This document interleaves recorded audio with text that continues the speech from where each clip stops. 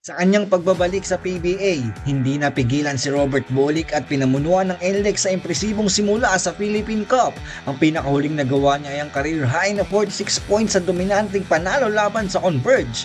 Consistent ang husay ni Bolick sa pag-score na may 29 points sa unang dalawang laro at 26 points sa ikatlo at kasama ang kanyang stellar performance laban sa Converge.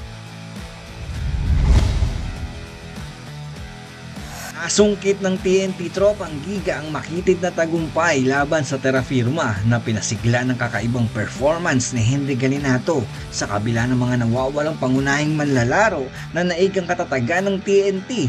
Napakahalaga ng 17 points at 11 rebounds ni Galinato na umani ng papuri mula sa mga kasamahan sa koponan para sa kanyang kumpiyansa.